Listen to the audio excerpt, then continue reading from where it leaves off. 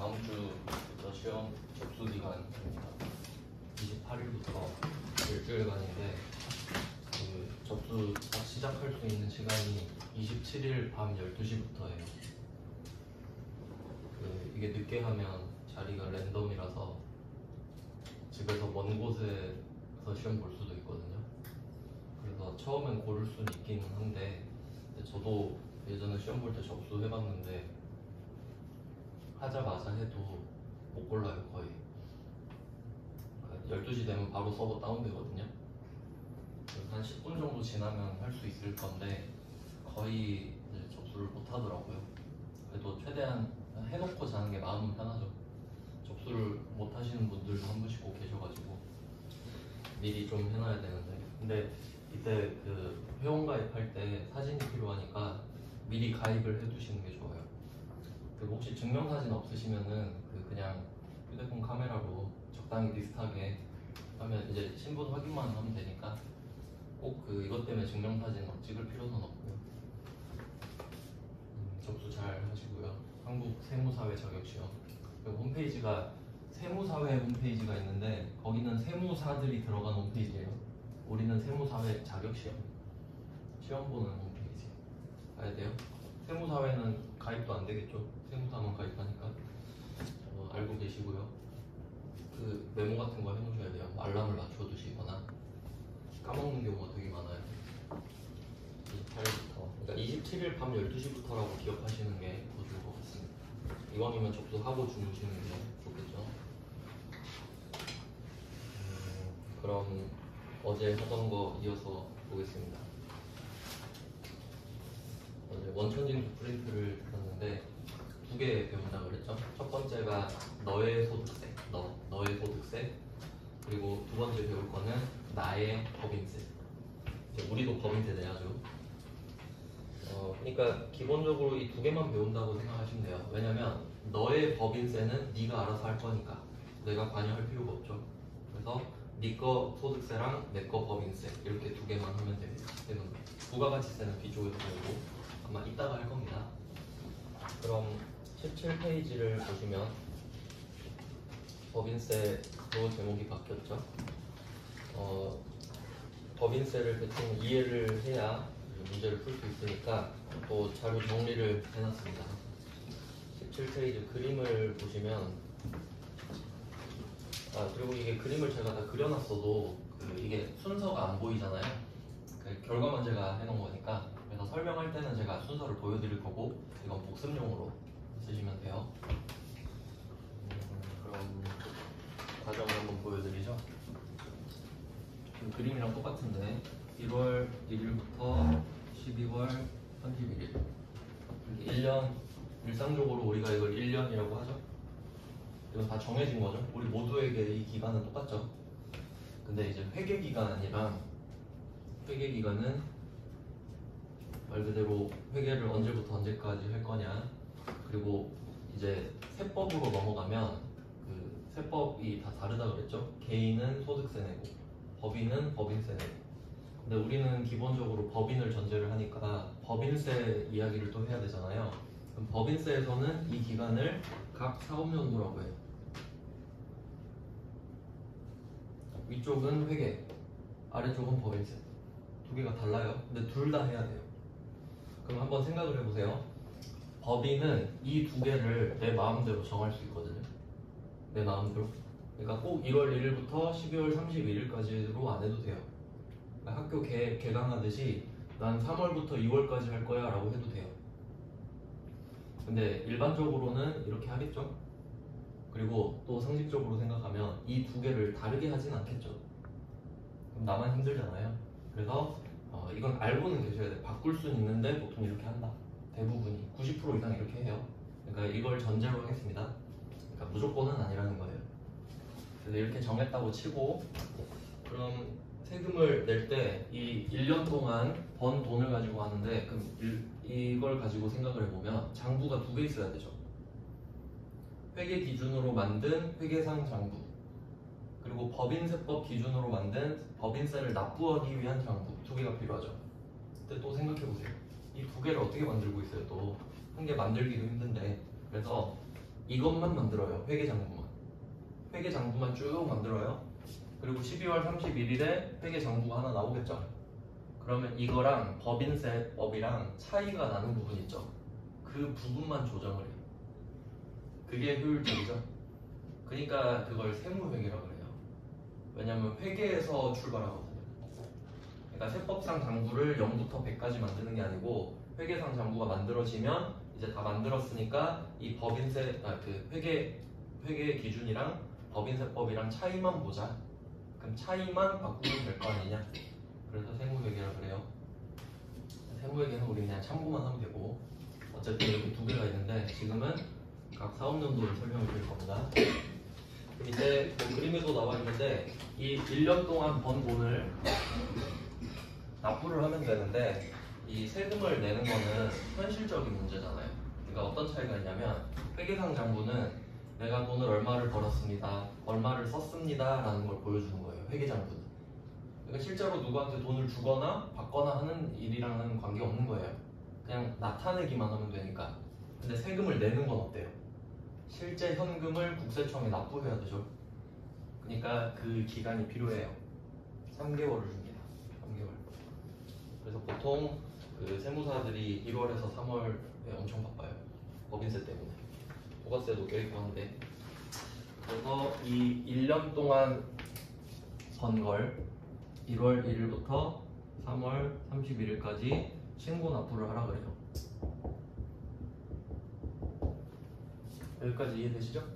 1년 동안 번 돈을 내년 3월까지 신고 납부를 해라. 그러니까 1년 거를 3개월 주니까 뭐 엄청 시간이 적은 건 아니에요. 자, 근데 국세청이 또 생각을 해보니까 만약에 이 뭐 A라는 회사라고 한번 해볼게요. A라는 법인이라고 해봅시다. 네, 이 법인이 1년 동안 번 돈으로 해서 세금을 1,000원 내야 된다고 가정해볼게요. 1,000원. 그럼 국세청 입장에서는 1년을 기다리면 1,000원을 받을 수 있는 거죠. 근데 생각해보니까 돈이 필요해. 지금 중간에 내가 1년을 못 기다리겠어. 중간에 한번 돈을 받고 싶은 거예요. 그래서 명분을 하나 만들어. 생각해보니까 네가 1년 동안 세금을 한 방에 내면 너무 부담이 클 것 같아. 그러니까 6개월치를 일단 먼저 내봐. 그럼 너도 부담이 적을 거야 라는 명분으로 중간 예납을 한번 시킵니다. 6개월치를 계산해서 미리 한번 내라는 거죠. 그러면 1년치는 3개월을 줬거든요. 6개월치는 2개월을 줍니다. 시간을 넉넉하게 주는 편이죠. 그래서 그 기간이 7월 1일부터 8월 31일까지가 되겠죠. 자, 그러면 중간에 한번 납부를 시키는 거죠. 대충 한 400원 정도라고 해볼까요? 그럼 400원을 냈다고 쳐볼게요. 그러면 국세청 입장에서는 어차피 1,000원 받을 거거든요. 근데 6개월 있다 400원 받고 또 6개월 있다가 600원 받는 거겠죠. 이제 1,000원을 또 받진 않을 테니까. 그러면 이게 훨씬 더 이득 아닙니까? 왜냐면 이자만큼 돈을 더 벌 수 있잖아요. 시간이 돈이니까. 제가 금리 알려드렸죠? 그러니까 이런 방법을 쓰는 거예요. 여기까지 이해되셨죠? 그럼 이게 그 법인세를 납부하는 기본 패턴이고 이제 여기다가 회계를 집어넣어야 돼요. 회계. 그러면 문제는 뭐냐면 납부는 국세청이 내년 3월까지 하라고 했잖아요. 근데 회계상으로는 12월 31일에 당기순이익이라는 걸 구해야 돼요. 당기순이익은 그 밑에 참고로 제가 그려놨어요. 17페이지 맨 밑에 손익계산서 있죠? 숫자 1, 2, 3, 4, 5, 6, 7, 8, 9, 10에서 10번 당기순이익 이걸 구해야 돼요. 그러면 모든 수익과 모든 비용을 다 집어넣어야 당기순이익이 나오거든요. 그럼 여기서는 법인세를 내는 것도 비용일 거 아니에요. 맞죠? 그럼 모순이 생기잖아요. 법인세는 내년까지 내라 해놓고 회계상 장부는 12월 31일에 법인세 비용을 집어넣어서 당기순이익을 구해라. 맞죠? 모순이 생겼죠 지금? 이걸 해결해야 될 거 아니에요. 그 방법을 지금 제가 적어놓은 건데 그래서 그 두 번째 그림이라고 해야 될까? 그 약간 역삼각형 같이 생긴 그림 있죠? 이걸 이해를 좀 해야 이게 됩니다. 그러면 어떻게 되냐면 지금 12월 31일에 우린 장부를 만들어야 돼요. 법인세를 내기 전이에요 지금. 그러면 일단 법인세 비용 차감전 순이익이란 건 구할 수 있어요. 그게 밑에 손익계산서의 8번입니다. 맞죠? 8번까지는 가능하죠? 법인세 내기 전까지는 구할 수 있잖아요. 법인세만 지금 모르는 거니까. 그러면 8번까지를 구해요. 그게 그 왼쪽에 적어놓은 거예요. 회계상 법인세 비용 차감전 순이익. 여기까지 이해되셨죠? 그리고 법인세법을 갖고 와요. 그리고 세무조정을 하는 거예요. 세무조정. 그럼 세무조정을 해서 법인세법상 차감납부세액을 구해요. 이렇게 막 세법이랑 바꿔가지고 조정을 한 다음에 그리고 법인세 회계를 통해서 회계상 법인세 비용을 구해요. 그러니까 이 회계상 법인세 비용이라고 써놓은 게 뭐냐면 회계상 법인세 비용이랑 실제 납부해야 되는 법인세랑 또 달라요. 회계 기준이랑 법인세법이 다르기 때문에 그냥 우리는 그냥 그 정도만 알면 돼요. 다르구나. 다르니까 조정을 하는구나. 똑같으면 조정 안 하겠잖아요. 그러니까 그냥 다르니까 조정을 하네 정도만 알면 돼요 우리는. 그래서 어쨌든 이렇게 복잡한 과정을 거쳐요. 12월 31일에 뭐 이걸로 해서 법인세를 구한 다음에 법인세 비용을 구해서 어쨌든 만들어내. 그래서 법인세 비용을 집어넣어서 당기순이익을 만듭니다.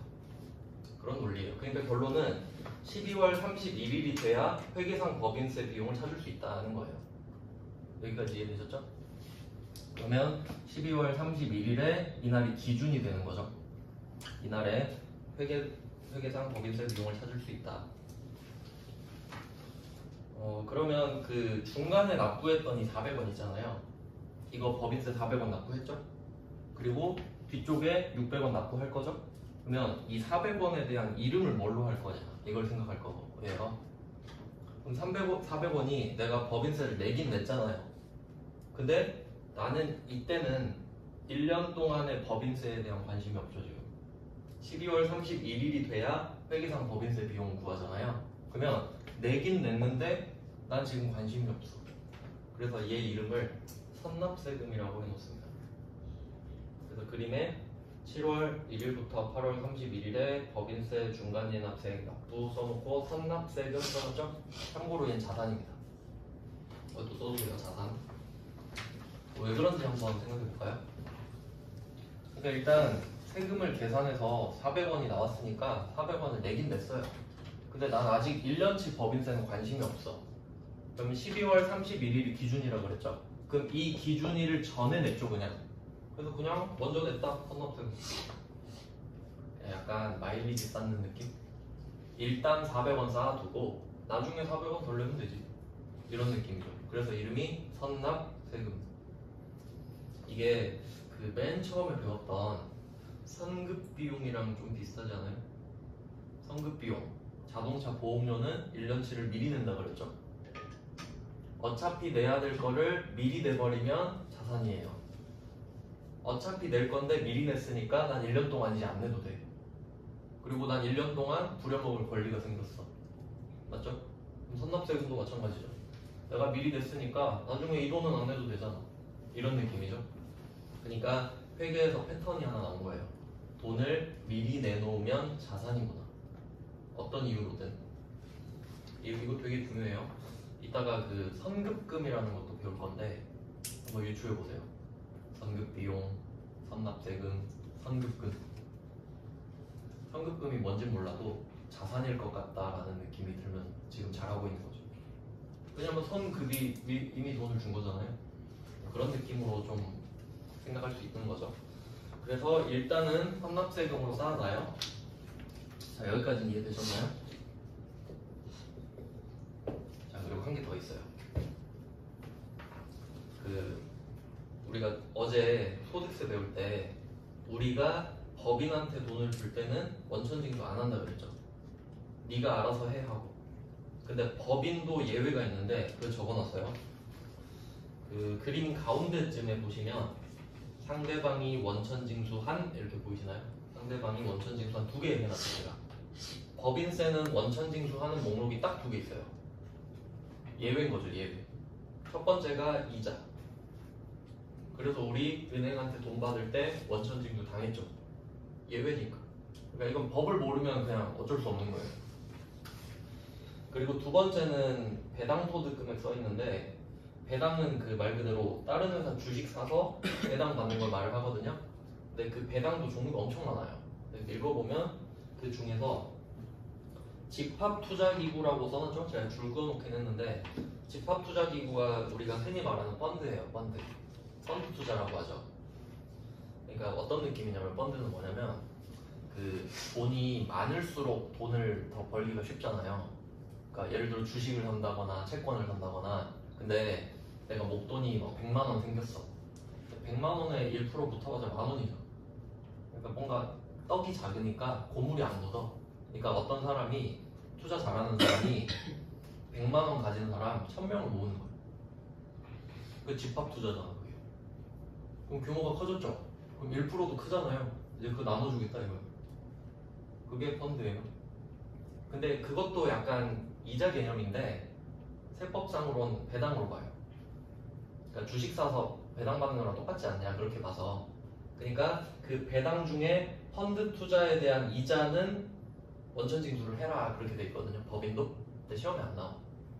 그래서 결론은 우리가 법인인데 법인은 원래 원천 징수를 안 당해야 되잖아요. 근데 이자는 당해. 이렇게 하면 되는 거죠. 그러니까 유일한 예외라고 생각해도 되죠. 우리 시험 범위로는. 저는 두 개로 알고 있어야 되지만 여러분은 이자만 알고 있어도 돼요. 그럼 이 말은 내가 1년 동안 중간 납부세액은 반드시 발생하겠죠. 돈을 벌었다면. 돈을 못 벌었으면 안 되겠죠. 벌었으면 냈을 건데 문제는 1월 1일부터 12월 31일까지 내가 이자 받았을 수도 있잖아요. 그럼 그 이자 주는 사람이 원천징수 했겠죠. 맞죠? 근데 나는 내기는 싫은데 지가 원천징수 해버렸잖아요. 그리고 다음 달 10일에 납부했겠죠. 그럼 우리는 좋든 싫든 세금을 먼저 내버린 거 아닙니까? 그럼 계속 선납세금이겠네. 이해되시죠? 그러니까 크게 봐야 돼요. 이자 받은 거랑 중간 예납한 거랑 뭐가 같냐 이렇게 생각하는 게 아니고 둘은 달라 보이지만 결국 세금을 먼저 낸 거구나. 그러니까 중간 예납세금은 그냥 내가 내 발로 가서 낸 거고 원천징수 당한 거는 그냥 법적으로 쟤가 해버리는 걸 어떻게 쟤가 내 대신에 내주는 거죠. 그러면 이 두 개의 선납세금이 12월 31일까지 얼마가 쌓여 있을 거 아니에요? 그러면 1000원에서 그 금액을 빼고 내면 되겠지. 이해되시죠? 그러니까 이게 그 회계 배울 때 세법을 모르면 회계를 못 하게 되는 거예요. 그냥 간단하게 설명드리면 구조가 이런 거예요. 자, 수익 빼기 비용 이익 이제 요 정도 아시죠? 그러니까 회계는 이거 하는 거예요. 그냥 이 회사 얼마 벌었는지 나타내 주려고. 근데 문제는 세금 낸 것도 비용이죠. 그럼 세법 모르면 비용을 다 못 구하네. 회계를 완성시킬 수가 없는 거죠. 이해되시죠? 그러니까 맨날 회계랑 세법이 같이 붙어있는 이유가 이거예요. 그리고 법인세 공부하려면 회계를 알아야 되겠죠. 아까 설명드렸듯이 법인세는 회계랑 법인세법의 차이만 조정하는 거거든요. 그럼 전제가 회계를 다 안다는 전제죠. 법인세를 다 안다는 전제죠. 그러니까 어렵지 법인세가. 회계도 알아야 되고 법인세도 알아야 되니까. 근데 그 외에 부가가치세랑 소득세는 약간 독립적이거든요, 각각. 그러니까 보통 그걸 공부를 많이 하는 거예요. 그러니까 회계사들이 법인세를 겁나 잘해야 되거든요. 그럴 수밖에 없겠죠. 뭐 그런 식이에요. 감사도 하고 하니까. 자, 그러면 이렇게 구성이 된 거고, 그러면 아까 그 두 번째 그림을 다시 보시면 우리가 법인세를 모르는 상태에서 세무조정을 통해서 법인세법상 차감 납부세액을 구하고 다시 법인세 회계를 통해서 회계상 법인세 비용을 이제 찾아냈어. 그럼 아까 우리가 알고 있었던 건 법인세 비용 차감 전 순이익이었잖아요. 이제 회계상 법인세를 구했으니까 이제 빼면 되는 거예요. 뭐 그렇게 해요, 과정은. 그냥 그렇구나 하면 됩니다. 누가 물어보진 않는데. 자, 이제 붕괴를 좀 봐보죠. 어떤 식으로 적용이 되는지. 8페이지로 한번 볼게요. 8페이지에 1번 제가 기납부세액이라고 해놨는데 이게 중요한 용어입니다. 세법에서. 기는 이미 기예요. 이미 기. 이미 납부한 세액. 그러니까 이게 선납세금이겠죠. 그러니까 세법에선 이걸 기납부세액이라고 부르고요. 그걸 회계로 갖고 오면 선납세금이라고 부르는 거죠. 이미 기자입니다. 그러니까 이제 이 정도 생각하시면 되겠네요. 그러니까 세법을 우리가 잘은 몰라도 그냥 원천징수를 하고 당한 게 있으면 그게 기납부세액이구나. 맞죠? 어쨌든 낸 거니까. 내가 내준 거고 상대방이 내준 거고 한 거니까 이미 낸 거잖아. 어쨌든 내 의지와 상관없이 그런 개념이에요. 그러니까 원천징수액은 기납부세액이 된다. 그러면 1-1번 법인세 중간예납세액 납부 이렇게 있는데 참고로 이게 회차가 96회예요. 한 4년 전에 나온 건데 마지막에 나온 문제거든요 이게. 그러니까 이 문제 이후로 이 문제가 한 번도 안 나왔어요. 근데 저는 이 구성을 설명드리기 위해서 이 문제를 넣은 겁니다. 그러니까 시험에 안 나오는데 그냥 완성도를 위해서 넣은 거라고 생각하시면 돼요. 자, 한번 날짜 보세요. 8월 31일이죠. 딱 막차 탔죠? 8월 31일. 왜냐면 늦으면 가산세 내거든요. 8월 31일에 내고 있는 거예요. 자, 법인세 중간예납세액 자산으로 처리 제가 줄 거놨죠. 법인세 중간예납세액은 답이 선납세금이거든요. 선납세금은 자산이에요. 그러니까 이 말을 필요 없어요. 이 말이 없다고 해도 답은 안 바뀌어요. 자, 500만 원을 보통예금으로 이체하였다. 답은 엄청 쉽죠? 그니까 안 되는 거예요. 너무 쉬우니까. 외워서 풀면 되잖아요. 그래서 어쨌든 우리는 지금 선납세금이 쌓였습니다. 8월 31일에. 다음 페이지로 갈게요. 19페이지. 이제 두 번째 케이스는 이자를 수취하는 경우. 이자는 아까 말씀드린 법인세 원천징수 대상소득입니다. 모든 이자가. 자, 그러면 2번 문제를 한번 보겠습니다. 앞에서 뭐 배웠던 내용이랑 비슷한데 보통예금 계좌를 확인한 결과 결산이자 50만원에서 원천징수세액 77,000원을 차감한 금액이 입금되었음을 확인했다 라고 합니다. 여기다 이 77,000원이 원천징수세액인데 참고로 15.4%네요. 50만원에 15.4%. 뭐 몰라도 상관은 없지만 알고 있으면 나쁠 것도 없다 그랬죠. 그럼 그만큼을 떼인 겁니다. 그러면 77,000원은 내가 지금 내고 싶어서 내는 거 아니잖아요. 제가 뺏어가가지고 야 내가 내줄게 하고 내버린 거예요. 그럼 지금 우리는 선납세금이 50만원이랑 500만원이랑 77,000원이 쌓여있는 상태. 이렇게 보시면 돼요. 그러니까 한 회사라고 가정한다면. 그래서 원천징수를 당한 금액이 선납세금이라는 게 중요한 거죠. 그래서 이때 제가 밑에 붕괴를 하나 더 넣어놨는데 은행이라고 써놨죠.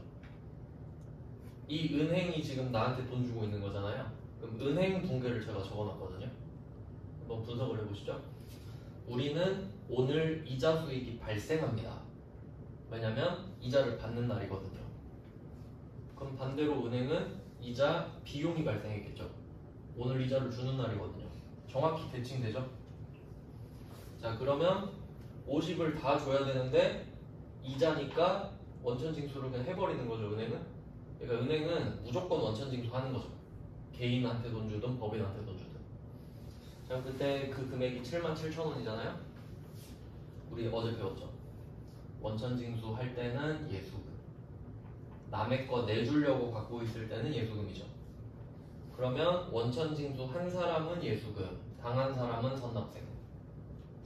한 사람은 부채, 당한 사람은 자산. 왜냐면 한 사람은 내가 돈을 안 줬지만 내줘야 되는 거니까 부채고, 삥 뜯긴 사람은 내가 지금 돈을 못 받았지만 제가 내 대신에 세금을 내줘버렸으니까 자산이고, 결국 이만큼 세금 덜 내잖아요.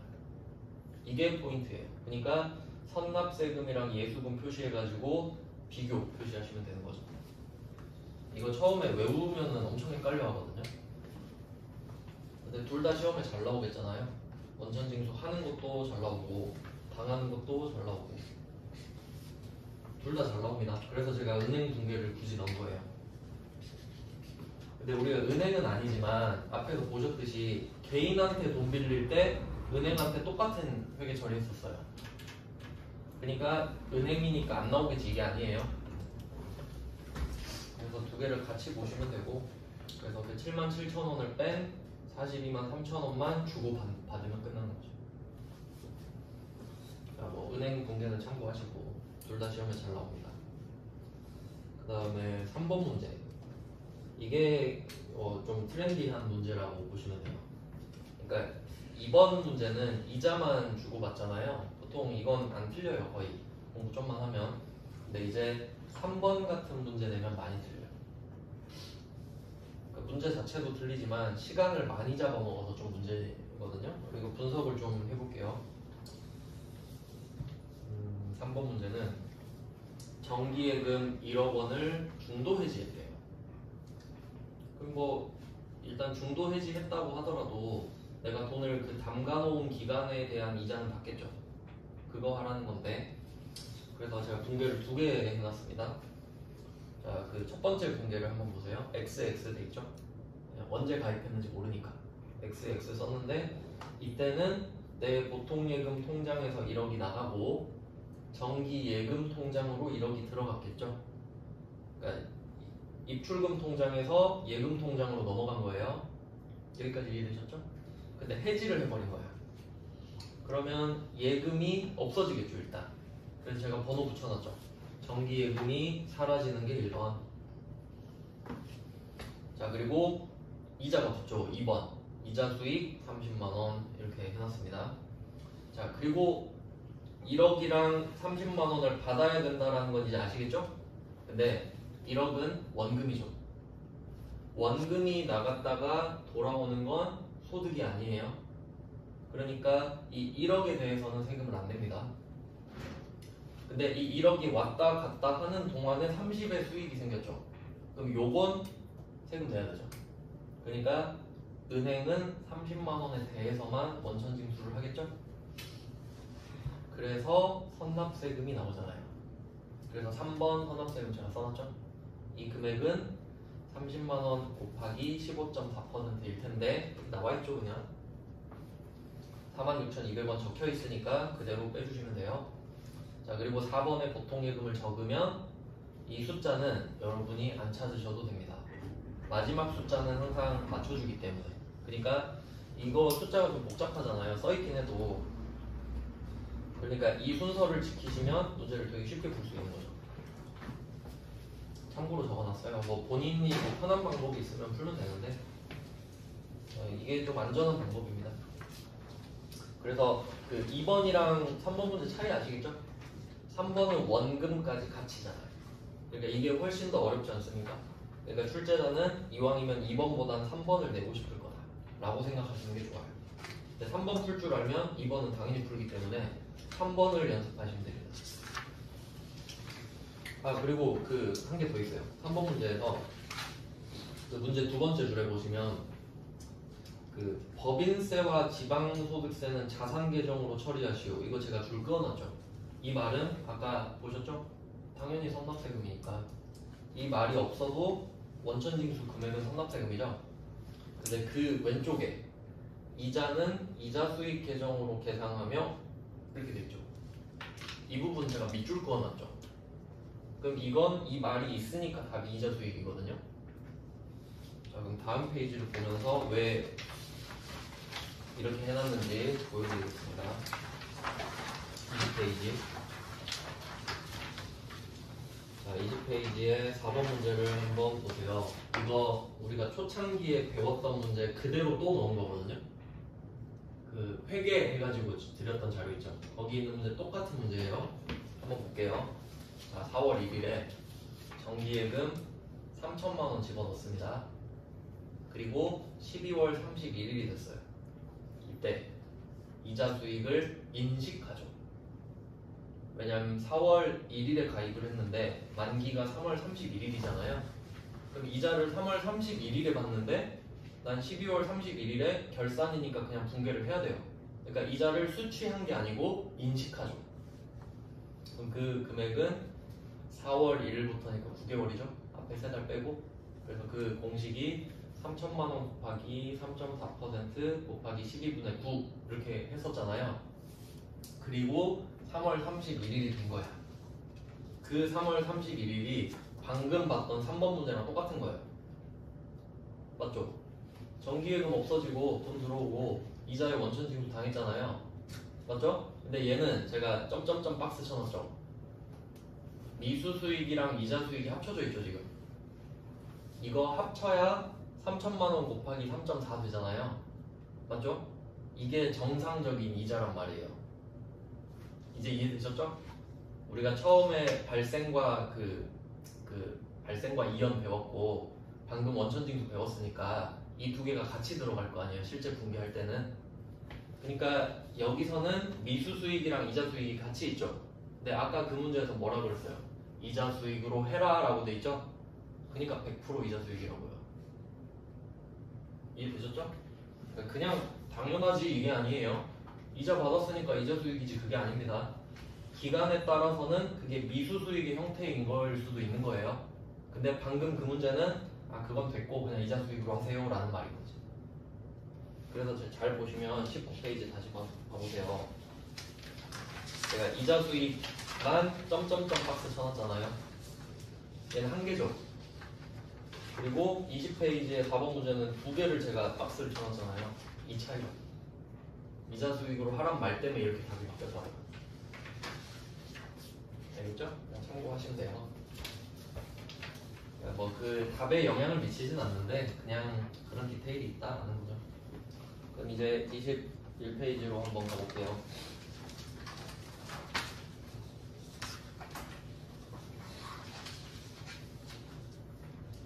자 이제 법인세 회계입니다. 법인세 회계는 아까 뭐 말씀드렸던 대로 그 법인세 납부액을 이미 구한 다음에 그리고 다시 회계상 비용으로 구하는 작업을 말해요.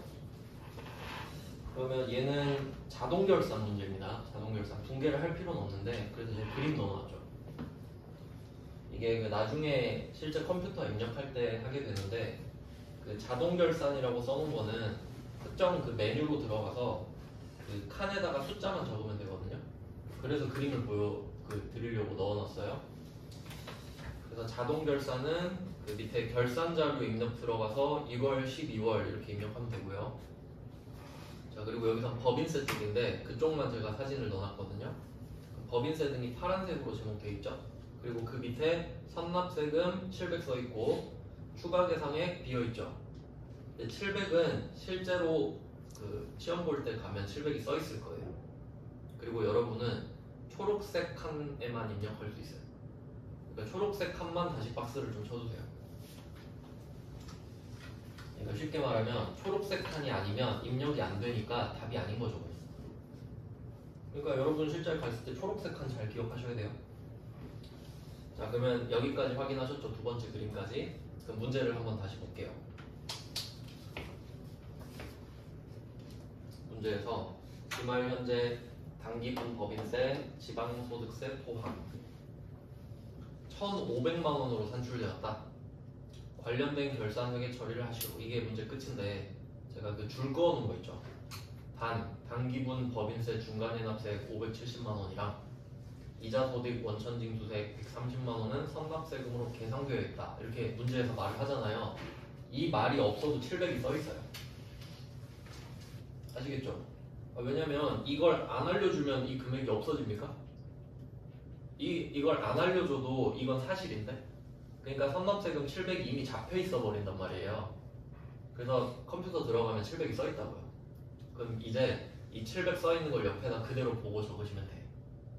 그래서 세 번째 그림 보면 700 옆에 700이 또 써졌죠. 초록색 칸에 여러분이 지금 적은 거예요. 700을. 그럼 700은 무조건 받아쓰기 하는 겁니다. 그러면 답이 1500이 돼야 되잖아요. 700에 얼마를 더해야 1500이 되나요? 이게 문제예요. 그러니까 700은 이미 냈잖아요. 그럼 여러분이 이제 얼마를 더 내야 1500 내는 거예요? 800이죠? 그러니까 700은 보고 쓰고 800을 쓰면 1500이 완성이 돼요. 저절로. 파란색 칸은 못 쓴다 그랬죠?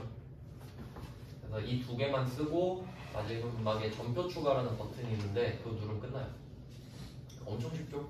700 쓰고 800 쓰고 전표 추가 누르면 끝.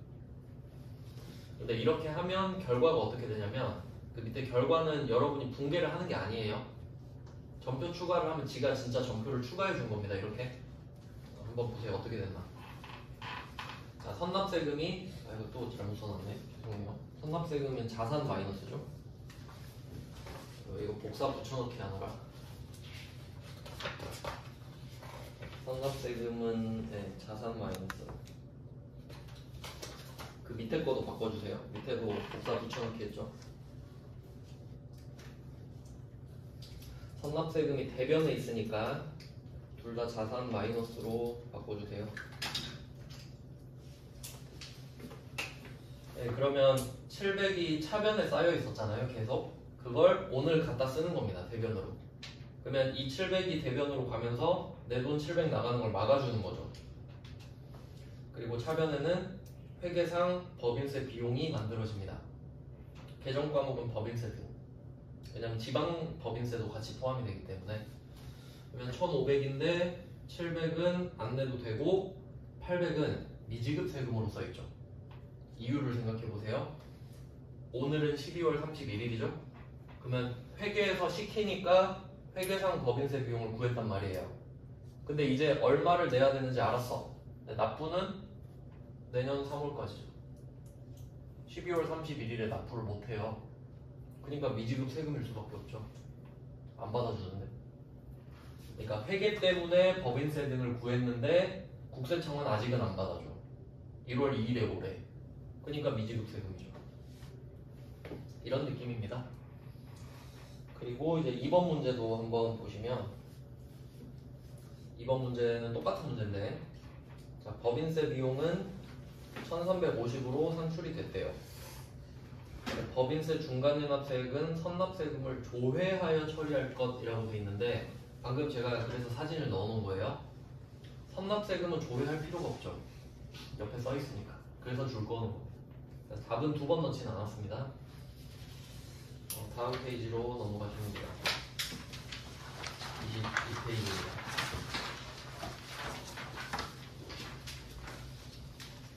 22페이지의 3번 문제는 세무 1급 건데 그냥 참고로 한번 볼게요.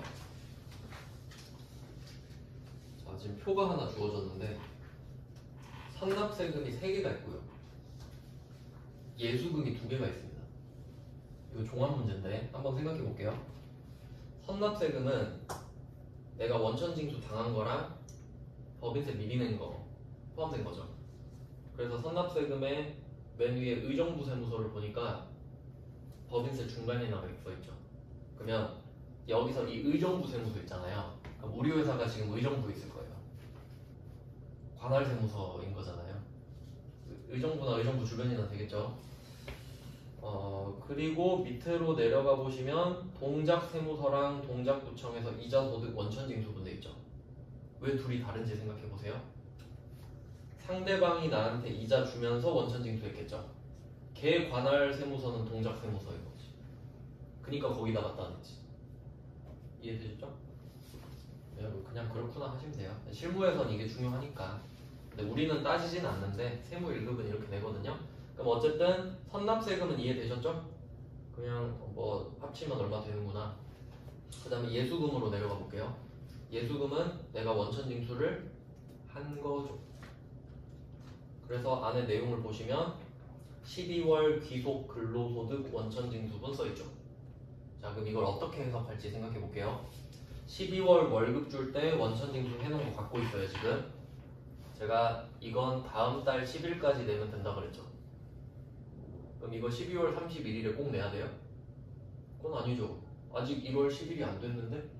그럼 예수금은 오늘 12월 31일에 회계 처리할 필요는 없죠. 그러니까 예수금은 오늘 무시하면 되죠. 냈다는 말이 없잖아요. 그러니까 이런 지식을 다 물어보는 거예요. 세무일급은. 시험에 나오진 않지만 그렇다는 거예요. 그럼 우리가 해야 될 건 뭐예요 오늘? 선납세금은 12월 31일에 반드시 정리해야 되죠. 그러니까 선납세금만 하라는 소리네. 그래서 밑에 분계만 보시면 자, 분계에 법인세 등에서 2,700이죠. 지방소득세까지 포함해야 되니까 2,400 플러스 300. 그리고 선납세금은 여기 써있는 금액 합치면 되죠. 그리고 나머지 금액은 미지급 세금입니다. 그리고 미지급 세금은 원래는 의정부 세무서 이렇게 적어놓겠죠. 물론 그 의정부 시도 있을 거예요. 근데 그냥 참고로 적어놨습니다. 뭐 그런 내용이고, 이건 3번 문제는 말 그대로 참고예요. 참고. 그냥 생각해 보시라고. 그렇구나 하고. 그 다음에 마지막 4번 문제를 보시면, 자, 3월 31일 써있죠. 딱 마지막 날 3월 31일. 그러면 내야죠. 미지급 세금으로 돼 있던 거 납부하면 끝나죠. 이렇게 정리가 되는 겁니다. 그러니까 좀 어떤 느낌이냐면, 금액을 대충 한번 제가 지원해 볼게요. 자, 중간 예납은 400 했다고 치고, 원천 징수 한 30 당했다고 해볼게요. 그리고 이때 12월 31일에 법인세 비용이 1,000원 나왔다고 해봅시다. 그러면 이때 30원은 이때 낸 거고, 상대방이 내준 거지만 내긴 낸 거죠. 400원은 이때 내가 낸 거고. 그러면 이제 나머지 570원 더 내야 되죠. 근데 이 570원은 내년에 내면 돼. 그러니까 얘가 기준이라는 게 12월 31일에 1,000원인데 실제로 낸 거는 이때 내고, 이때 내고, 이때 내죠. 내는 시기가 다 다르잖아요. 근데 기준을 잡아줘야 된다는 거예요. 나 총 얼마 낸다. 그러니까 그걸 회계에서 딱 적어주는 거죠. 회계는 발생주의니까. 맞죠? 돈 내는 시기랑 전혀 상관없죠. 이런 거예요. 그러니까 법인세는 요 정도만 알고 계시면 돼요. 그냥 언제 내고, 왜냐면 그래야 여러분이 업무를 볼 거 아닙니까? 내가 법인세 세무 조정을 할 줄 몰라도 이 정도는 알아야 돼요. 이렇게 하면 나의 법인세가 끝난 거예요. 여기까지 놓고 10분 정도 쉬고 다음은 재고자산을 드릴게요.